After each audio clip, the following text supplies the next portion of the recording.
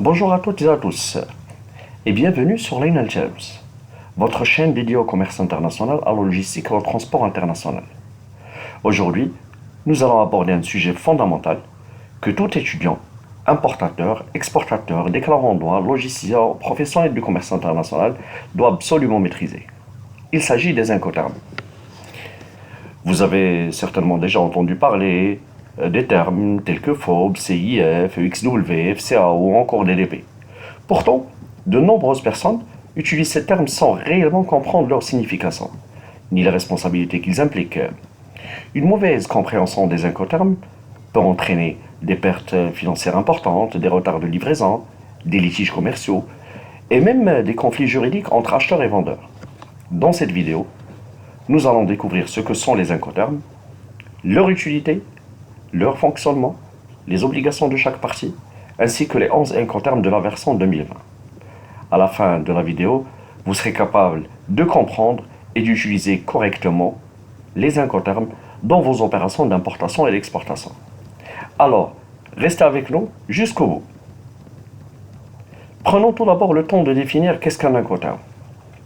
Le mot incoterm est la contraction de International Commercial Terms, que l'on traduit en français par termes commerciaux internationaux ou conditions internationales de vente.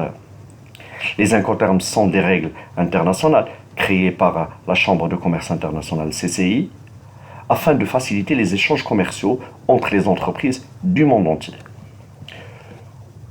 Leur principal objectif est de définir clairement les responsabilités de l'acheteur et du vendeur lors d'une transaction internationale. Ils répondent principalement à 3 questions essentielles. Qui paye le transport? Qui supporte les risques pendant le transport? Et qui effectue les formalités douanières. Grâce aux incoterms, les partenaires commerciaux disposent d'un langage commun reconnu dans plus de 140 pays. Alors, pourquoi les incoterms sont-ils importants? Imaginons qu'une entreprise marocaine vende une marchandise à une autre entreprise située au Canada. Sans règles précises, plusieurs questions pourraient provoquer des conflits. Qui doit réserver le transport maritime? Qui paye le chargement du conteneur? Qui prend en charge l'assurance?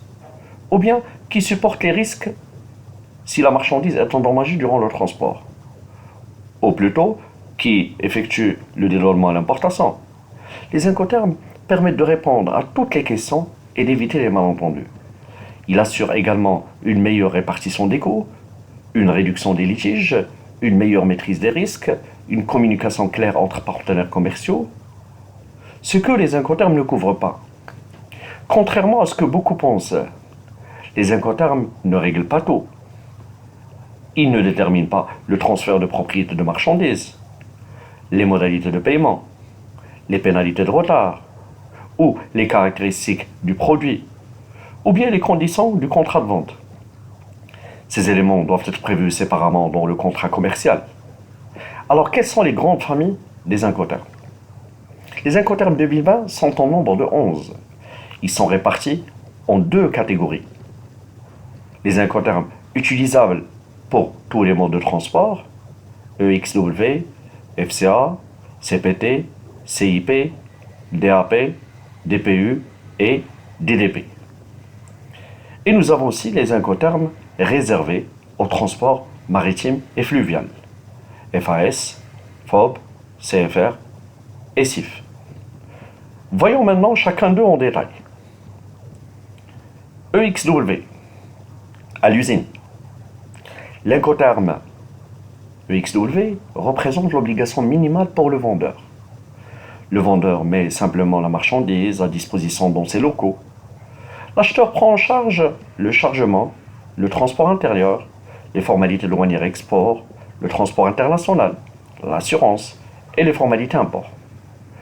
Le risque est transféré dès la mise à disposition de marchandises. EXW est très avantageux pour les vendeurs, mais présente davantage de responsabilités pour l'acheteur. Deuxième incoterm, FCA ou Free Carrier. Le vendeur remet la marchandise au transporteur désigné par l'acheteur. Le vendeur effectue également les formalités douanières export et le risque est transféré lorsque le transporteur reçoit la marchandise. FCA est aujourd'hui recommandé à la place du FOB pour le transport en conteneur. Troisième incoterm, CPT ou Carriage Paid To. Le vendeur paye le transport principal jusqu'à destination convenue. Cependant, le risque est transféré à l'acheteur dès la mise de la marchandise au premier transporteur. Beaucoup de débutants commettent l'erreur de croire que celui qui paye le transport supporte également les risques. Ce n'est pas toujours le cas. Quatrième incoterm, CIP, Carriage Insurance Paid To. Cet incoterm fonctionne comme CPT. Mais le vendeur doit également souscrire une assurance transport. L'assurance doit couvrir un niveau élevé de protection selon les règles Incoterm 2020. CIP est souvent utilisé pour les marchandises de valeur élevée. DAP ou bien Delivered at Place. Le vendeur prend en charge pratiquement tout le transport jusqu'au lieu convenu. L'acheteur reste responsable du dédouanement à port, du paiement des droits et taxes, et le risque est transféré lorsque la marchandise arrive prête à être déchargée. Sixième incoterm, le DPU. Le DPU ou bien Delivered at Place Loaded. Il s'agit du seul incoterm où le vendeur supporte également le déchargement de la marchandise. Le transfert des risques intervient après le déchargement. Cet incoterm a remplacé l'ancien DAT, Delivered at Terminal. DDP, Delivered Duty Paid. Le DDP représente l'obligation maximale du vendeur. Le vendeur prend en charge le transport, les formalités export, les formalités import, les droits de douane et les taxes. L'acheteur reçoit pratiquement la marchandise prête à l'emploi. Le DDP est très confortable pour l'acheteur, mais très contraignant pour le vendeur. Passons maintenant aux incoterms concernant le mode de transport maritime ou fluvial. Donc nous avons le FAS, Free Alongside Ship. Le vendeur place la marchandise le long du navire, dans le port d'embarquement. À partir de ce moment, le risque est transféré à l'acheteur. Cet incoterm est surtout utilisé pour certaines marchandises en vrac. Le FOB, FOB, Free on Board. Le FOB est probablement l'incoterm maritime le plus connu. Le vendeur supporte les coûts et les risques jusqu'à ce que la marchandise soit chargée à bord du navire. Une fois à bord, les risques sont transférés à l'acheteur. Attention, le FOB n'est pas recommandé pour les marchandises conteneurisées. Pour les conteneurs, il est préférable d'utiliser le FCA. CFR ou bien Cost and Freight, le vendeur paye le transport maritime jusqu'au port de destination. Cependant, le risque est transféré dès le chargement à bord du navire. Encore une fois, paiement du transport et transfert de risque ne coïncident pas forcément. CIF ou Cost Insurance and Freight, le CIF est très populaire dans le commerce maritime. Le vendeur paye le fret maritime, l'assurance et les frais jusqu'au port d'arrivée. Toutefois, le risque est transféré dès le chargement de la marchandise sur le navire. Le CIF est souvent utilisé dans les échanges internationaux de matières premières au but de marchandises diverses.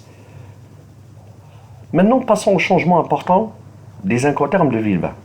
Les incoterms 2020 ont introduit plusieurs modifications importantes. Parmi elles, on retrouve le remplacement du DAT par le DPU, le renforcement des exigences d'assurance du CIP, la clarification concernant les documents de transport, ou bien une meilleure prise en compte des exigences de sûreté et de sécurité. Alors, quelles sont les erreurs les plus fréquentes? Voici quelques erreurs que l'on rencontre régulièrement. Première erreur, utiliser le FOB pour le transport en conteneur. Deuxième erreur, croire que le transfert de risque correspond toujours au paiement du transport. Troisième erreur, ne pas préciser le lieu exact après l'incoterm, par exemple FOB Casablanca, ou bien CIF Marseille, ou bien DAP Paris. Quatrième erreur, oublier d'indiquer la version des incoterms. Exemple, FOB Casablanca, incoterm 2000. Alors, comment choisir le bon incoterm? Le choix du bon incoterm dépend de plusieurs critères. Donc nous avons tout d'abord l'expérience des parties, le mode de transport utilisé, le niveau de contrôle souhaité, les coûts logistiques, ainsi que la réglementation douanière. Un exportateur débutant peut préférer FCA. Un importateur souhaitant un maximum de confort peut demander du DDP. Chaque situation nécessite une analyse particulière. En conclusion, les Incoterms constituent un langage universel du commerce international. Il permet de définir clairement les responsabilités, les coûts, les risques entre vendeurs et acheteurs. Maîtriser les Incoterms est indispensable pour réussir dans le domaine du transport international, de la logistique, du transit, de l'import-export et du commerce international. Que vous soyez étudiant, professionnel ou entrepreneur, une bonne compréhension des Incoterms vous permettra d'éviter de nombreuses erreurs coûteuses et de sécuriser vos opérations commerciales. Merci d'avoir suivi cette vidéo jusqu'au bout. Si cette vidéo vous a été utile, n'oubliez pas de laisser un j'aime, de partager la vidéo avec vos collègues, vos amis et de vous abonner sur ma chaîne Lionel James pour découvrir chaque semaine de nouveaux contenus sur le commerce international, la logistique, les Incoterms, les opérations douanières et le commerce international. Dites-moi également dans les commentaires quel Incoterm utilisez-vous le plus souvent. Et à très bientôt pour une nouvelle vidéo sur Lionel James.